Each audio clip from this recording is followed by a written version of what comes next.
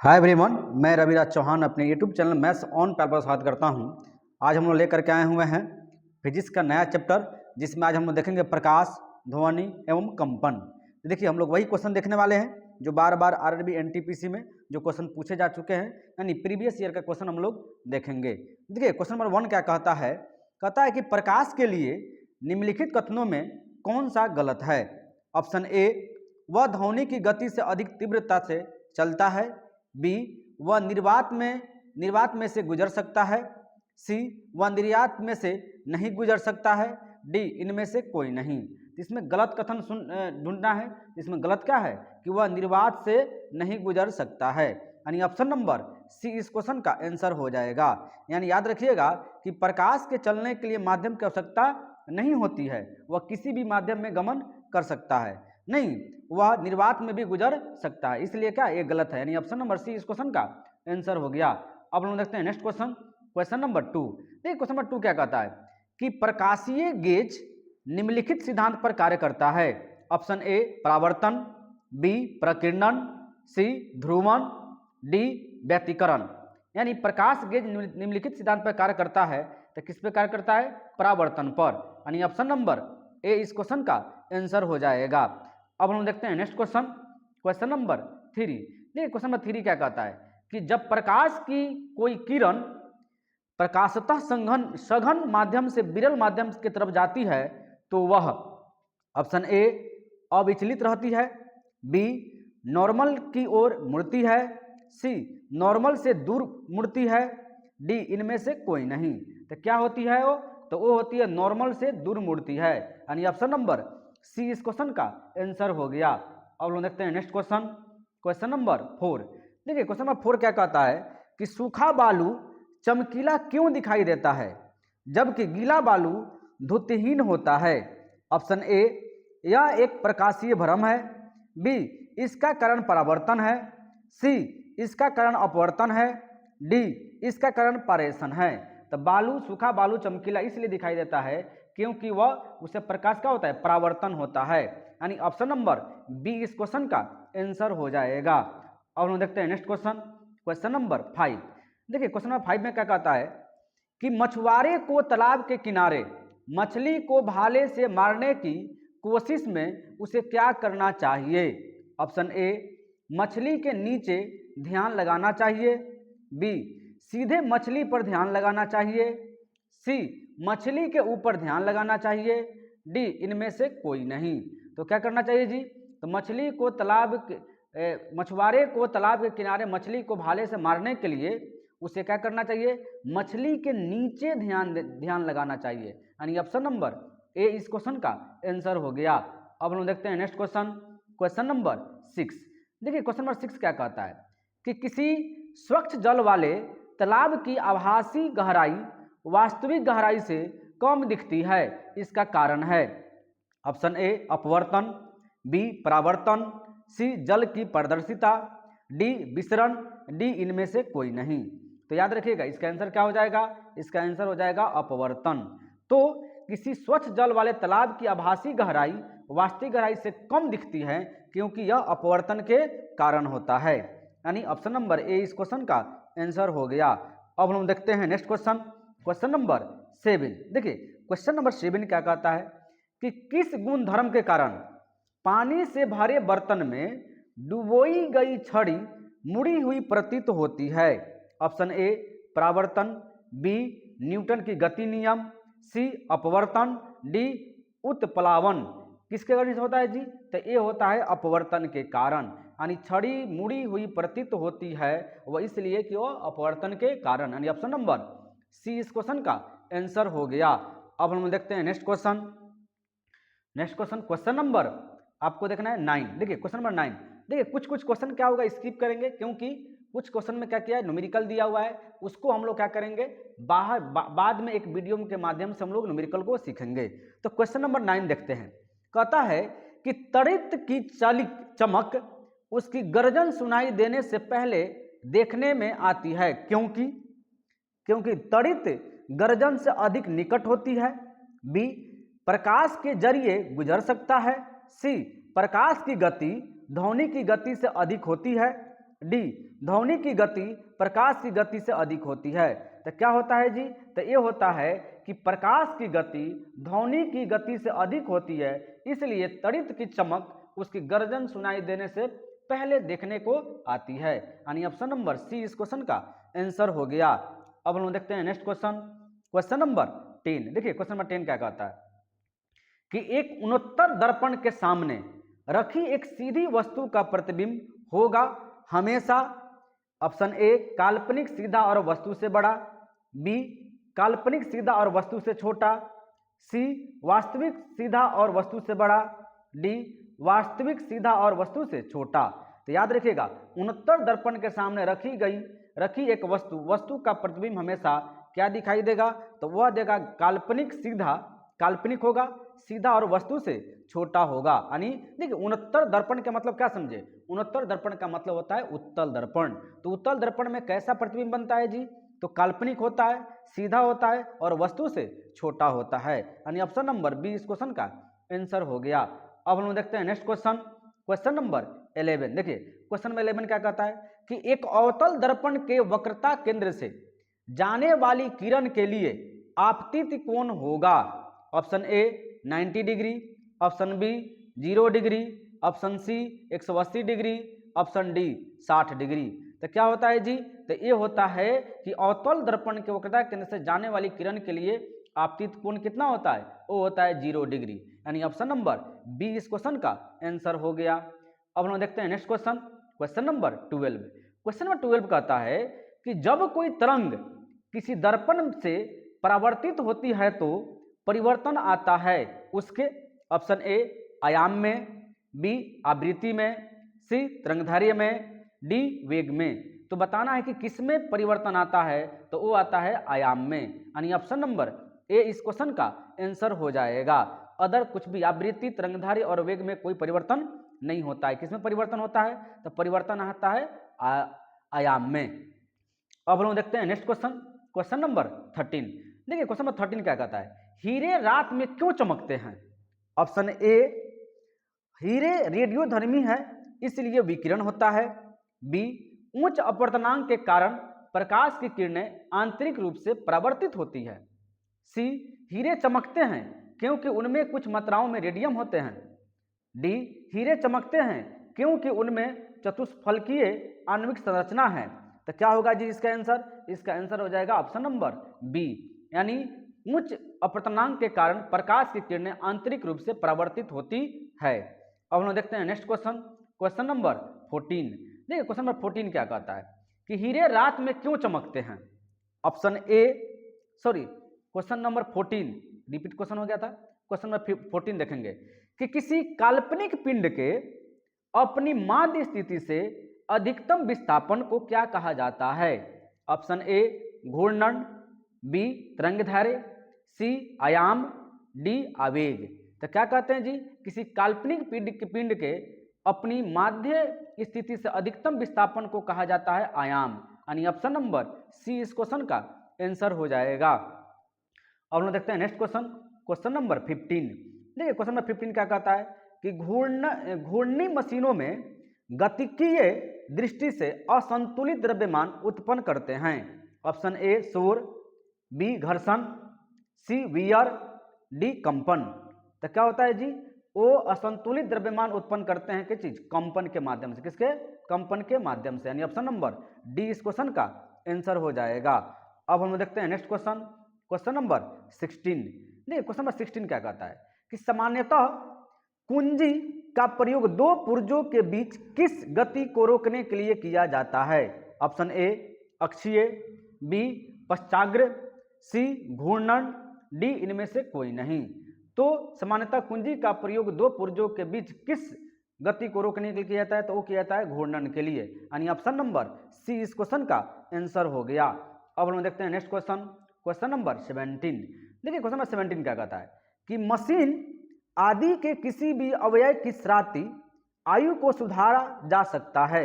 Option A short पनिंग करके, B polishing करके, सी इलेक्ट्रोप्लोटिंग करके, डी क्लोटिंग करके। तो क्या होगा जी? तो इसका आंसर हो जाएगा ऑप्शन नंबर ए यानी शॉर्ट पनिंग करके। क्या होगा? शॉर्ट पनिंग करके। ऑप्शन नंबर ए इस क्वेश्चन का आंसर हो गया। अब हम देखते हैं नेक्स्ट क्वेश्चन, क्वेश्चन नंबर 18। देखिए सॉरी क्वेश्चन नंबर 20। क्या होगा? बीच बीच में क्वेश्चन जो है वो है क्या चीज? वो हो गया है न्यूमेरिकल, इसलिए हम लोग बाद में उसको देखेंगे। क्वेश्चन नंबर 20 कहता है कि सूक्ष्मदर्शी प्रयुक्त होता है निम्नलिखित के अध्ययन के लिए। ऑप्शन ए पास की वस्तुओं के लिए, बी छोटी वस्तुओं के लिए, सी छोटी तथा पास की वस्तुओं के लिए, डी दूर की वस्तुओं के लिए। तो सूक्ष्मदर्शी का प्रयोग हम लोग किसके लिए करते हैं? छोटी वस्तुओं के लिए, यानी ऑप्शन नंबर बी इस क्वेश्चन का आंसर हो गया। अब हम देखते हैं नेक्स्ट क्वेश्चन, क्वेश्चन नंबर 21। देखिए क्वेश्चन नंबर 21 क्या कहता है कि सूक्ष्मदर्शी का आविष्कार किसने किया? ऑप्शन ए गैलीलियो ने, बी कोलर ने, सी जॉर्ज स्टीफेंस ने, डी जेड जॉनसन ने। तो किसने किया था जी? तो सूक्ष्मदर्शी का आविष्कार किसने किया? तो वो किया है जेड जॉनसन ने, यानी ऑप्शन नंबर डी इस क्वेश्चन का आंसर हो गया। अब हम देखते हैं नेक्स्ट क्वेश्चन, क्वेश्चन नंबर 22। ठीक है, क्वेश्चन नंबर 24 नंबर क्वेश्चन क्या कहता है कि दूर की वस्तुओं को देखने के लिए किस उपकरण का प्रयोग किया जाता है? Option A periscope, B microscope, C sextant, B binocular दूरबीन। तो दूर के वस्तुओं को देखने के लिए हम लोग किसका प्रयोग करते हैं? तो बाइनोक्यूलर दूरबीन का प्रयोग किया जाता है, यानी ऑप्शन नंबर डी इस क्वेश्चन का आंसर हो गया। अब हम देखते हैं नेक्स्ट क्वेश्चन, क्वेश्चन नंबर हो जाएगा 28। देखिए क्वेश्चन नंबर 28 क्या कहता है कि एक मनुष्य को 75 सेंटीमीटर दूरी तक नहीं दिखाई पड़ने पर कौन सा दृष्टि दोष होगा? तो देखिए 75 सेंटीमीटर यानी दूरी है 25 सेंटीमीटर से ज्यादा है, तो क्या होगा? ऑप्शन ए कहता है मायोपिया, बी हाइपरमेट्रोपिया, सी अबंदुकता, डी इनमें से कोई नहीं। तो क्या होगा जी? तो इसका आंसर हो जाएगा हाइपरमेट्रोपिया, यानी उनको दूर की वस्तुओं को नहीं दिखाई देने के कारण उसको क्या कहते हैं हम लोग? जिसको दूर की वस्तु को नहीं दिखता उसको कहते हैं हाइपरमेट्रोपिया, यानी क्या हो गया? ऑप्शन नंबर बी इस क्वेश्चन का आंसर हो गया। अब हम देखते हैं नेक्स्ट क्वेश्चन, क्वेश्चन नंबर 29।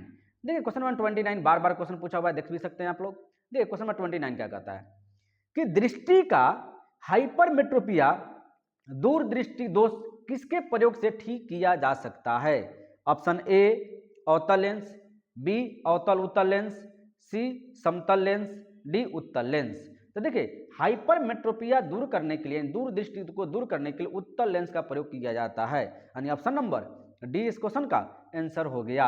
अब हम देखते हैं नेक्स्ट क्वेश्चन, क्वेश्चन नंबर 30। देखिए क्वेश्चन नंबर 30 क्या कहता है कि दूरदृष्टि दोष वाली आंख में ऑप्शन ए रेटिना के सामने प्रकाश किरणें अभिसरित होती है, बी प्रकाश किरणें गर्भ में अभिसारित होती है, सी कॉर्निया खराब होती है, डी रेटिना के पीछे प्रकाश किरणें अभिसारित होती है।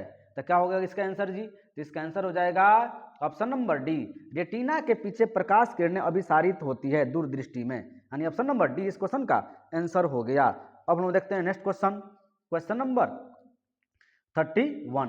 देखिए क्वेश्चन नंबर 31 क्या कहता है कि एक व्यक्ति 75 सेंटीमीटर से कम दूरी पर स्थित किसी वस्तु को अपनी आंख से स्पष्ट नहीं देख सकता है, तो वह किस रोग से पीड़ित है?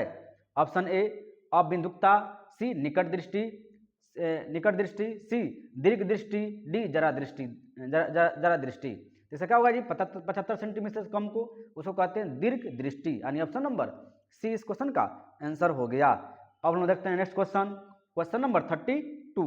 देखिए क्वेश्चन नंबर 32 क्या कहता है कि दीर्घ दृष्टि संपीड़ित व्यक्ति की विशिष्ट दृष्टि की न्यूनतम दूरी है। Option A 20 centimetre, B 24 centimetre, C 25 centimetre, D 15 centimetre. तो क्या होगा? दीर्घ दृष्टि संपीड़ित व्यक्ति की विशिष्ट दृष्टि की न्यूनतम दूरी होती है, तो क्या होती है? वो होती है 25 सेंटीमीटर, यानी ऑप्शन नंबर सी इस क्वेश्चन का आंसर हो गया। अब हम देखते हैं नेक्स्ट क्वेश्चन, क्वेश्चन नंबर 33। देखिए क्वेश्चन नंबर 33 क्या कहता है कि सामान्य आंख के लिए सुस्पष्ट दृष्टि की न्यूनतम दूरी होती है। Option A 10 centimetre, B 15 centimetre, C 45 centimetre, D 25 centimetre, E 50 centimetre. तो क्या होता है जी? सुस्पष्ट दृष्टि की न्यूनतम दूरी होती है 25 सेंटीमीटर, यानी ऑप्शन नंबर डी इस क्वेश्चन का आंसर हो गया। अब हम देखते हैं नेक्स्ट क्वेश्चन, क्वेश्चन नंबर 34। देखिए क्वेश्चन नंबर 34 क्या कहता है कि मायोपिया में होता है, मायोपिया में होता है। ऑप्शन ए में कहता है निकट की वस्तु नहीं दिखाई पड़ता, बी दूर की वस्तु नहीं दिखाई पड़ना, सी लाल रंग की वस्तु नहीं दिखाई पड़ना, डी इनमें से कोई नहीं। तो देखिए मायोपिया में क्या होता है, तो मायोपिया में दूर की वस्तु नहीं दिखाई पड़ता है, उसको क्या कहते हैं हम लोग, मायोपिया कहते हैं। यानी ऑप्शन नंबर बी इस क्वेश्चन का आंसर हो गया। अब हम देखते हैं नेक्स्ट क्वेश्चन, क्वेश्चन नंबर 35।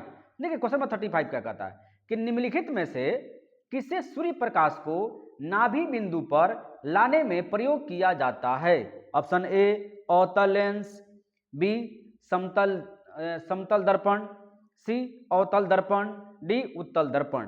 तो किसका प्रयोग किया जाता है जी, तो सूर्य प्रकाश को नाभि बिंदु पर लाने में जो प्रयोग किया जाता है वो लिया जाता है अवतल दर्पण का। यानी ऑप्शन नंबर सी इस क्वेश्चन का आंसर हो गया।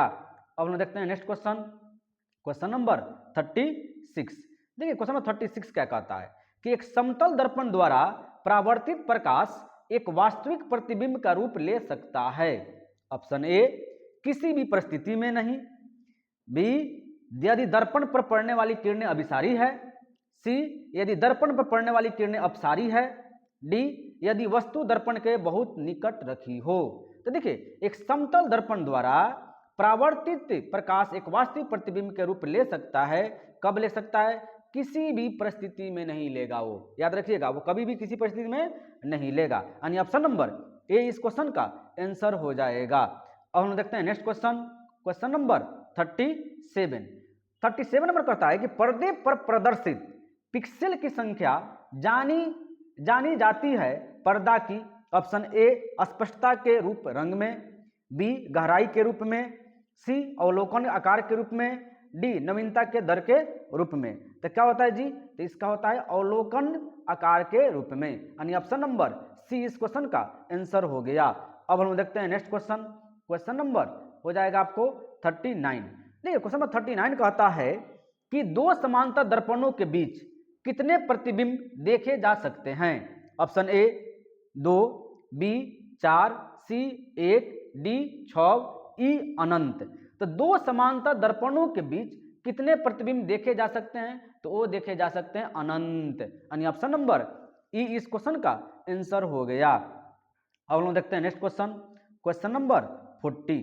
देखिए क्वेश्चन नंबर 40 में क्या कहता है कि दो समतलीय शीशे एक दूसरे के समांतर रखे गए हैं, यदि एक वस्तु को इन दोनों के बीच रखा जाए तो कुल कितने प्रतिबिंब बनेंगे। ऑप्शन ए 2, बी अनंत, सी 10, डी 4।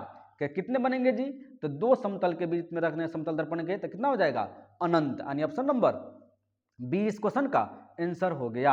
अब हम देखते हैं नेक्स्ट क्वेश्चन, क्वेश्चन नंबर 41। देखिए क्वेश्चन नंबर 41 बार बार क्वेश्चन पूछा हुआ है क्वेश्चन, दर्पण बनाने में निम्नलिखित में से किसे उपयोग में लाया जाता है।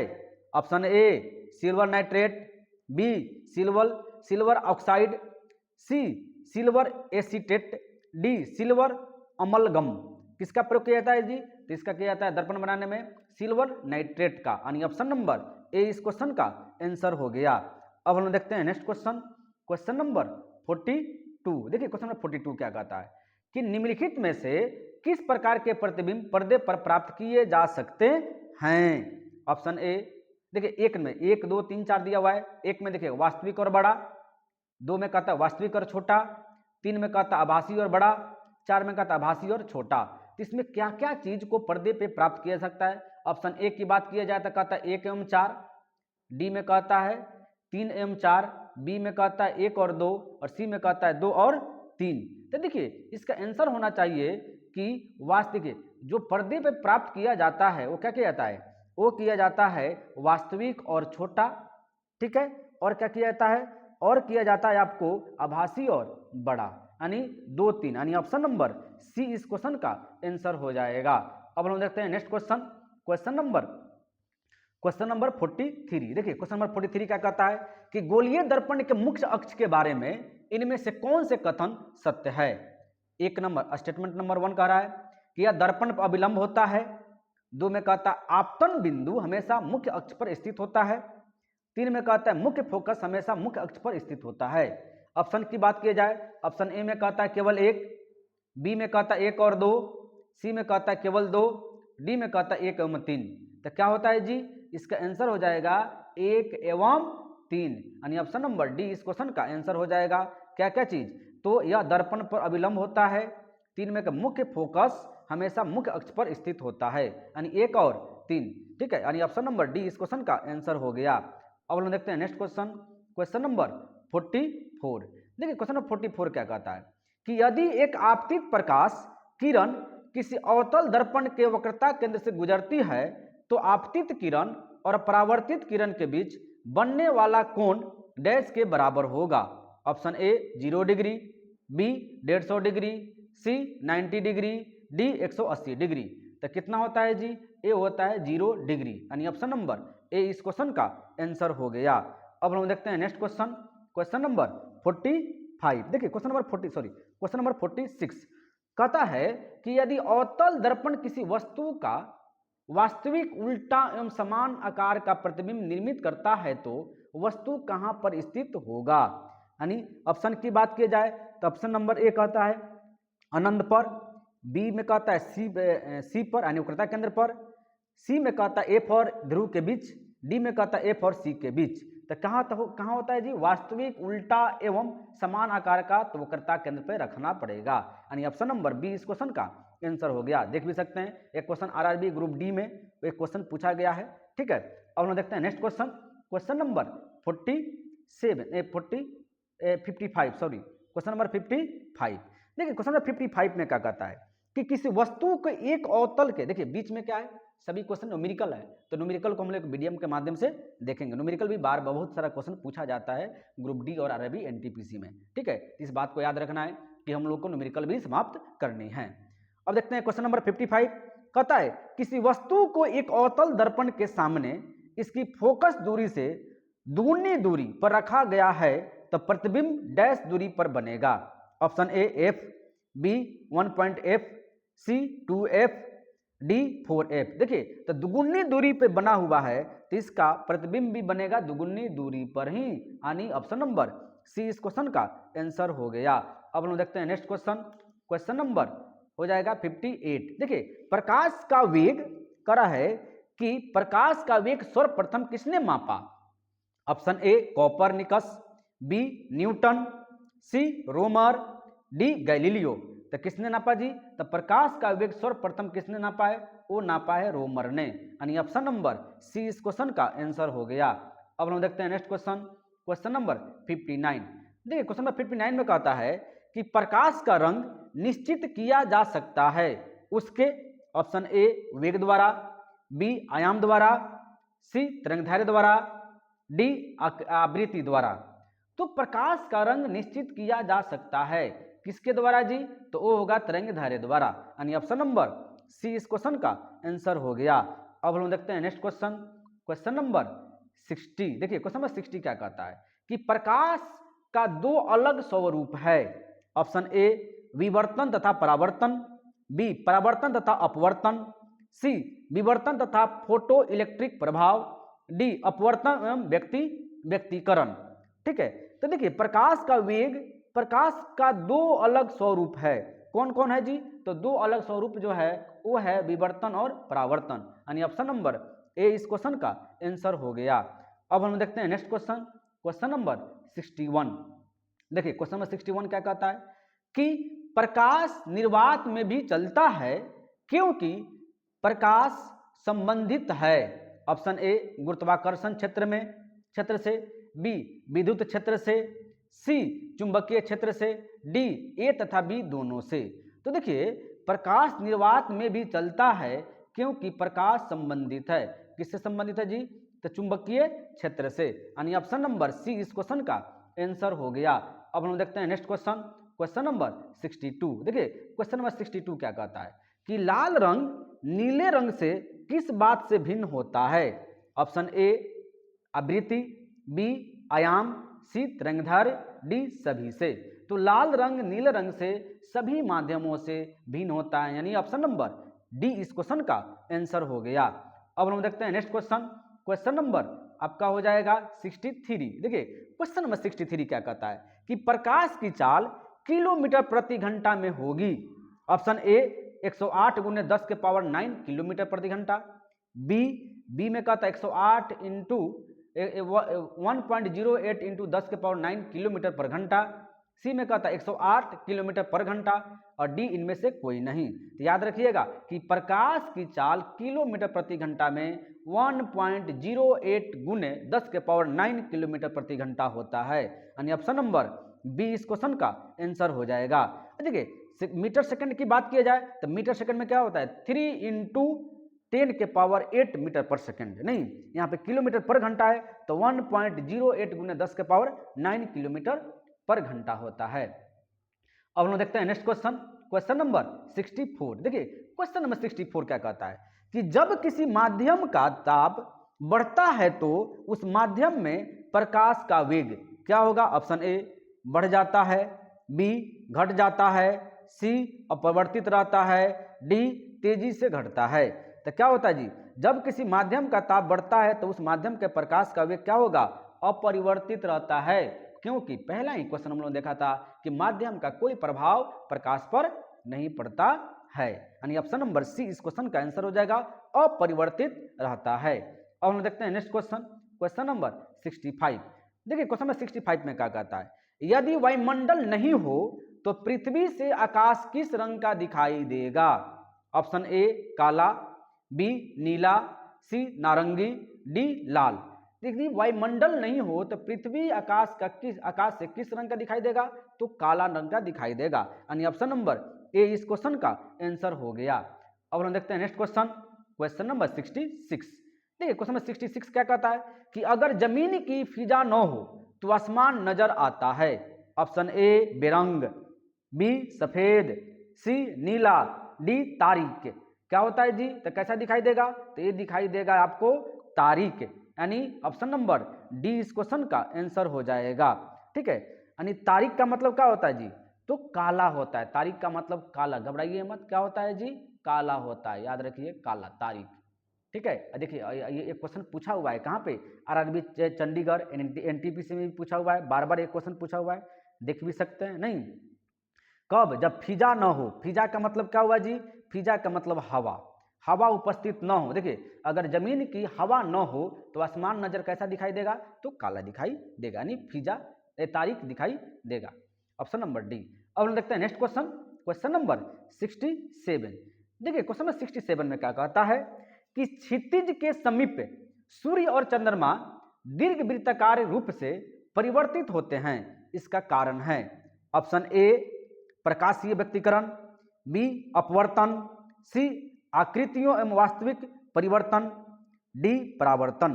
तो क्या होगा जी, क्षितिज के समीप क्या होता है, क्षितिज के समीप सूर्य और चंद्रमा दीर्घ वृत्ताकार रूप में परिवर्तित होते हैं, इसका कारण है क्या चीज, अपवर्तन, यानी ऑप्शन नंबर बी इस क्वेश्चन का आंसर हो जाएगा। अब हम देखते हैं नेक्स्ट क्वेश्चन, क्वेश्चन नंबर 68। देखिए क्वेश्चन नंबर 68 क्या कहता है, समुद्र में जल का रंग, समुद्र में जल का रंग नीला दिखता है, निम्न के कारण, किसके कारण दिखता है जी, तो ऑप्शन ए समुद्री जल की अशुद्धियों द्वारा नीले प्रकाश का अपवर्तन, बी ऑप्शन बी में कहता है समुद्री जल द्वारा नीले आकाश का परावर्तन, सी नीले रंग को छोड़कर शेष रंगों को समुद्री जल के अणु अवशोषित कर लेते हैं, ऑप्शन डी जल के अणुओं द्वारा नीले प्रकाश का प्रकीर्णन। तो क्या होगा जी, इसका आंसर हो जाएगा कि जल के अणुओं द्वारा नीले प्रकाश का प्रकीर्णन के कारण समुद्र में जल का रंग नीला दिखाई देता है, यानी ऑप्शन नंबर डी इस क्वेश्चन का आंसर हो गया। अब हम देखते हैं नेक्स्ट क्वेश्चन, क्वेश्चन नंबर 69। देखिए क्वेश्चन नंबर 69 क्या कहता है, कहता है कि सूर्य की किरणों में कितने रंग होते हैं। Option A 5, B 6, C 8, D 7। तो सबको पता है जी कि सूर्य की किरणों में कितने रंग होते हैं, तो 7 होते हैं, यानी ऑप्शन नंबर डी इस क्वेश्चन का आंसर हो गया। अब हम देखते हैं नेक्स्ट क्वेश्चन, क्वेश्चन नंबर 70। देखिए क्वेश्चन नंबर 70 कहता है रंगीन टीवी में प्राथमिक रंग होते हैं, ऐसे भी प्राथमिक रंग कौन कौन है, ऐसे भी क्वेश्चन पूछा जाता है। देखिए ऑप्शन नंबर ए में कहता है कि हरा पीला बैगनी, बी में कहता है बैगनी लाल नारंगी, ऑप्शन सी में कहता है नीला हरा लाल, डी में कहता है नीला हरा बैगनी। तो क्या होता है जी, तो प्राथमिक रंग में टीवी में जो दिखाई देता है वो क्या होता है, नीला हरा और लाल, यानी ऑप्शन नंबर सी इस क्वेश्चन का आंसर हो जाएगा। देखिए तो प्रकाश में कितने रंग होते हैं? 7 रंग होते हैं, जिसमें प्राथमिक रंग कौन कौन होते हैं? नीला, हरा, लाल, ठीक है, और जो टीवी में दिखाई देते हैं वो प्राथमिक रंग ही दिखाई देते हैं। अब हम लोग देखते हैं क्वेश्चन नंबर 71। देखिए क्वेश्चन नंबर 71 क्या कहता है कि निम्नलिखित अनुपूरक रंग होते हैं, ठीक है। ऑप्शन ए नीला पीला रंग, बी पीला हरा रंग, सी मेजेंटा एवं नीला रंग, डी हरा और मेजेंटा रंग। तो निम्नलिखित में अनुपूरक रंग होते हैं, यानी प्राथमिकों, देखो अनुपूरक का मतलब क्या हुआ कि प्राथमिक रंगों को मिश्रित करने पर जो रंग प्राप्त होते हैं उन्हें द्वितीयक अनुपूरक रंग कहते हैं। जिसमें कौन कौन होता है जी? उसमें होता है नीला, पीला, हरा, मेजेंटा, आपस में मिलाने पर श्वेत रंग बनाते हैं। नहीं तो इसमें देखिए तो ऑप्शन में है जी, तो इसमें आरआरबी गोरखपुर जो एग्जाम हुआ था इसने इस क्वेश्चन को स्किप कर दिया, ठीक है, क्योंकि ऑप्शन में चारों के चारों ऑप्शन क्या है? सही नहीं है, ठीक है। इसलिए हम लोग क्या करेंगे, इस क्वेश्चन को स्किप करेंगे, क्योंकि इसमें क्या क्या ऑप्शन होना चाहिए था? इसमें नीला, पीला, हरा, मेजेंटा, नहीं, लेकिन ऑप्शन में नहीं है। अब हम देखते हैं नेक्स्ट क्वेश्चन नंबर 72। देखिए क्वेश्चन नंबर 72 में क्या कहता है? 72 में क्या कहता है कि श्वेत प्रकाश जब प्रिज्म से गुजरता है तो जो वर्ण सबसे कम विचलित होता है वह है ऑप्शन ए बैगनी, बी हरा, सी लाल, डी पीला। तो सबसे कम विचलित होने वाला जो रंग है वो है लाल, यानी ऑप्शन नंबर सी इस क्वेश्चन का आंसर हो गया। अब हम देखते हैं नेक्स्ट क्वेश्चन नंबर 73। देखिए क्वेश्चन नंबर 73 क्या कहता है कि प्राथमिक रंग कौन कौन से हैं? ऑप्शन ए नीला पीला लाल, बी में कहता है पीला मजेंटा पिकॉक ब्लू, सी में कहता है सफेद हरा पीला, डी में कहता है उपयुक्त में से कोई नहीं। तो देखिए प्राथमिक रंग इसमें कौन कौन है जी? तो उपयुक्त में से कोई नहीं, क्योंकि प्राथमिक रंग कौन कौन होते हैं? तो प्राथमिक रंग होते हैं नीला, हरा, लाल। तो देखिए किसी ऑप्शन में है जी नीला हरा लाल, नीला हरा लाल किसी में नहीं है, इसलिए क्या होगा? इसका ऑप्शन नंबर डी इस क्वेश्चन का आंसर हो जाएगा, यानी उपयुक्त में से कोई नहीं। अब हम देखते हैं नेक्स्ट क्वेश्चन नंबर 74। देखिए क्वेश्चन नंबर 74 में क्या कहता है कि निम्नलिखित में प्राथमिक रंग नहीं है। ऑप्शन ए बैगनी, बी ऑप्शन 74 ऑप्शन ए में देखा जाए लाल, बी हरा, सी नीला, डी काला। तो प्राथमिक रंग इसमें कौन नहीं है जी? तो इसमें प्राथमिक रंग नहीं है काला, क्योंकि नीला हरा लाल को प्राथमिक रंग कहते हैं। ऑप्शन नंबर डी इस क्वेश्चन का आंसर हो गया। अब हम देखते हैं नेक्स्ट क्वेश्चन नंबर 75। देखिए क्वेश्चन नंबर 75 में क्या कहता है कि लाल और पिकॉक ब्लू रंग को मिला देने से कौन सा रंग बनेगा? ऑप्शन ए काला, बी सफेद, सी पीला, डी हरा। तो क्या बनता है जी? तो इसमें बनता है सफेद, यानी ऑप्शन नंबर बी इस क्वेश्चन का आंसर हो जाएगा। याद रखिएगा कि लाल और पिकॉक ब्लू को मिलाने पर क्या बनता है? सफेद बनता है। अब हम देखते हैं नेक्स्ट क्वेश्चन नंबर 76। देखिए क्वेश्चन नंबर 76 में क्या कहता है कि निम्नलिखित में से किस रंग की सर्वाधिक तरंगदैर्घ्य होती है? ऑप्शन ए लाल, बी बैगनी, सी पीला, डी हरा। तो किसका तरंगदैर्घ्य सबसे अधिक होती है? तो वो होती है लाल की, यानी ऑप्शन नंबर ए इस क्वेश्चन का आंसर हो गया। अब हम देखते हैं नेक्स्ट क्वेश्चन नंबर 77। देखिए क्वेश्चन नंबर 77 क्या कहता है कि निम्नलिखित में से कौन सा रंग दियों को अधिकतम दर्शनीयता देता है? ऑप्शन ए हरा, बी लाल, सी पीला, डी नीला। तो क्या होता है जी? इसमें होता है पीला, यानी ऑप्शन नंबर सी इस क्वेश्चन का आंसर हो गया। अब हम देखते हैं नेक्स्ट क्वेश्चन नंबर 78। देखिए क्वेश्चन नंबर 78 में क्या कहता है कि सर सीवी रमन को उनके किस कार्य के लिए नोबेल पुरस्कार मिला था? ऑप्शन ए एक्स किरणों को अध्ययन के लिए, बी प्रकाश के प्रकीर्णन के अध्ययन के लिए, सी कॉस्मिक किरणों के अध्ययन के लिए, डी इनमें से कोई नहीं। तो देखिए सर सीवी रमन को उसके किस कार्य के लिए नोबेल पुरस्कार मिला था? वो मिला था प्रकाश के प्रकीर्णन के अध्ययन के लिए, यानी ऑप्शन नंबर बी इस क्वेश्चन का आंसर हो गया। अब हम देखते हैं नेक्स्ट क्वेश्चन नंबर 79।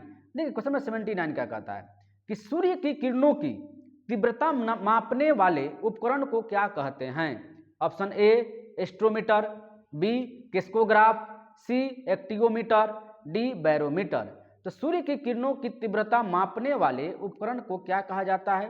वो कहा जाता है एक्टिवोमीटर, यानी ऑप्शन नंबर सी इस क्वेश्चन का आंसर हो गया।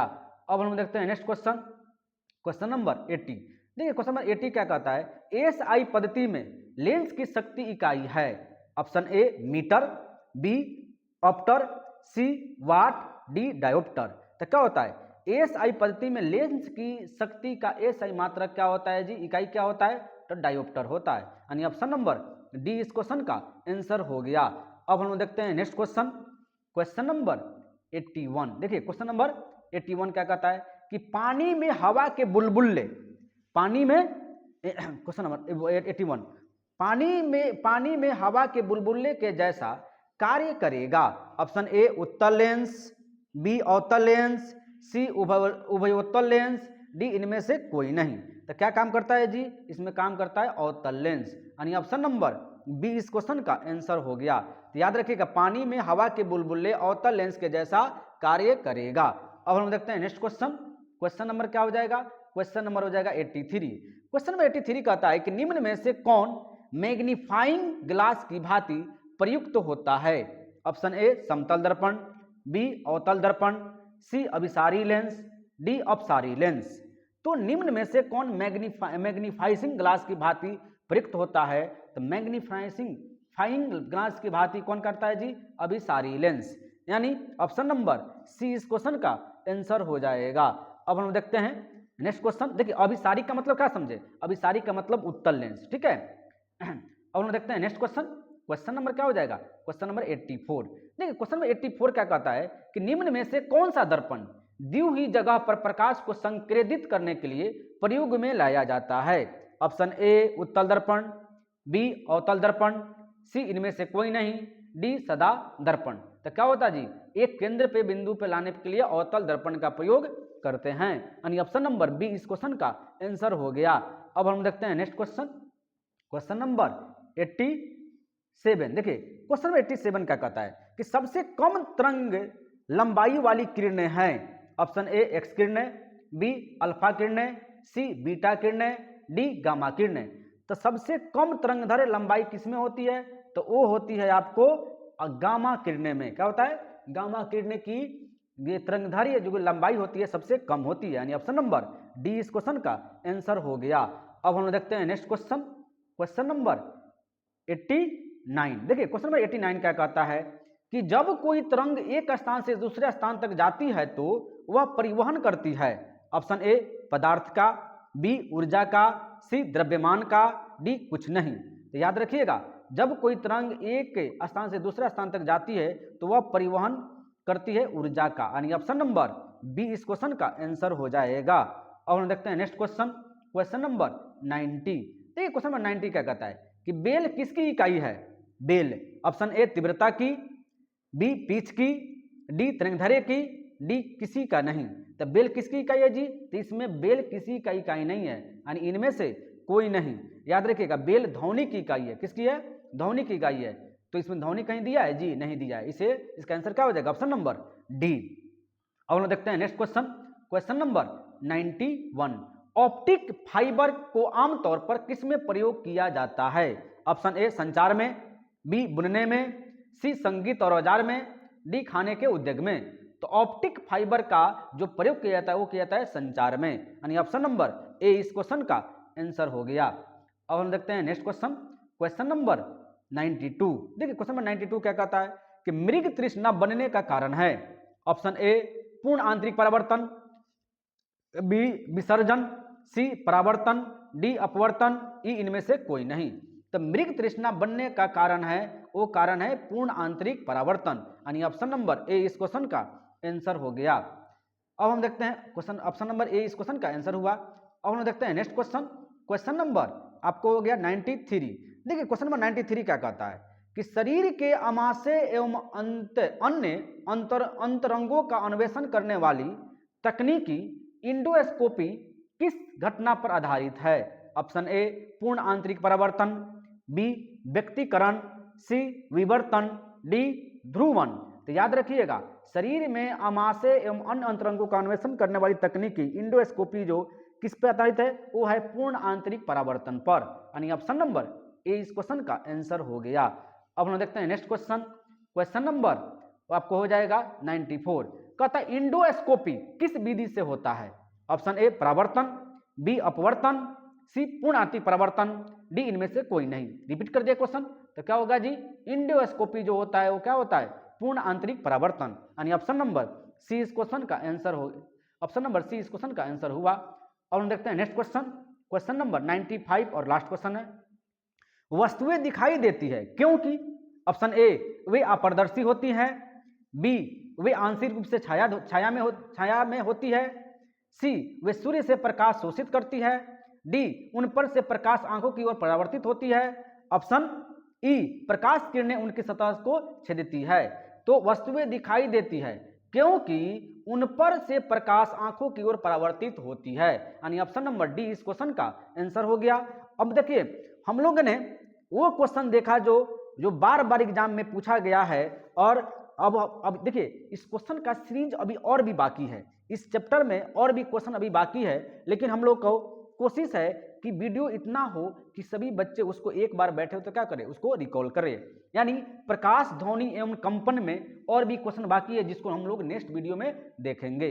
यदि मेरी वीडियो का कंटेंट अच्छा लग रहा है तो लाइक कीजिए, कमेंट कीजिए, सब्सक्राइब कीजिए और वीडियो को शेयर जरूर से जरूर कीजिए। Thank you.